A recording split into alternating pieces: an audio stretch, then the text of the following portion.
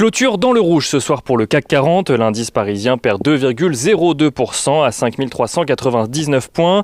Sur la semaine, l'indice parisien perd 2,88%. Les marchés qui ont suivi aujourd'hui de près le rapport de force qui continue entre des investisseurs individuels réunis sur le forum Wall Street Bets sur la plateforme Reddit et plusieurs hedge funds. Alors que les applications de trading utilisées par ces traders individuels ont limité temporairement le passage d'ordre sur certains titres, celles-ci ont été obligées de les rouvrir, à l'instar de Robinhood, très utilisé par les investisseurs du forum en question. Robinhood qui a été accusé de faire le jeu de son plus gros client, qui n'est autre que Citadel, un des hedge funds venus en aide à Melvin Capital il y a quelques jours. Le rapport de force continue donc à coup de positions spéculatives et les investisseurs plus traditionnels suivent cela en attendant de voir quelle sera la réaction du régulateur.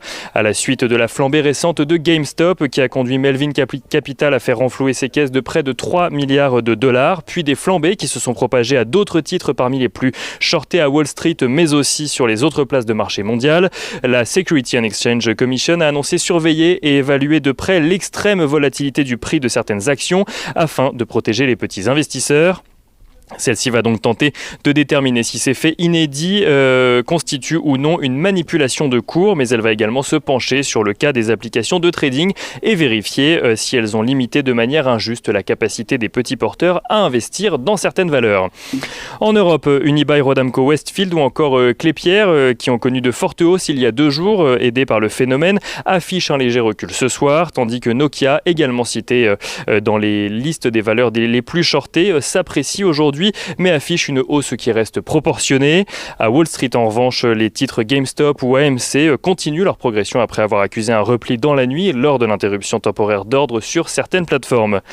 La folie spéculative qui s'est également répandue sur certaines crypto-monnaies. Le Dogecoin s'apprécie en effet ce matin de plus de 400%, passant de 0,01 € à près de 0,06 € suite à l'arrivée massive d'investisseurs. Investisseurs qui se sont également rués sur le Bitcoin alors que Elon Musk a changé sa biographie Twitter en y inscrivant seulement le terme Bitcoin.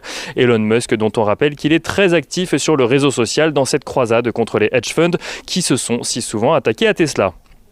Il n'en reste pas moins que cette spéculation a plus qu'invité les acteurs trop exposés aux ventes à découvert à couvrir leur position, à l'instar du fonds Muddy Waters qui avait largement communiqué sur sa position courte nette vendeuse sur Solution 30.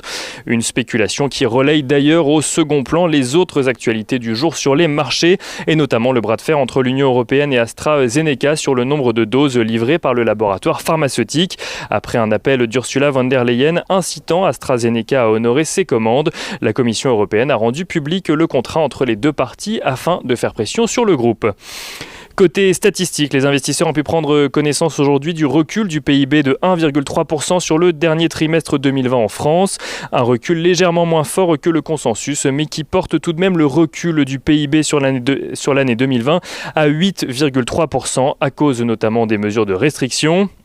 Et du côté des valeurs, maintenant à suivre à Paris, M6 progresse alors que l'Allemand Bertelsmann, actionnaire du groupe à 48%, envisage de céder sa participation pour une valeur estimée à 3 milliards d'euros, tandis que JC Decaux présente un recul de 33,9% de son chiffre d'affaires au 4e trimestre 2020, un recul en lien avec les restrictions sanitaires en Europe mais aussi aux États-Unis.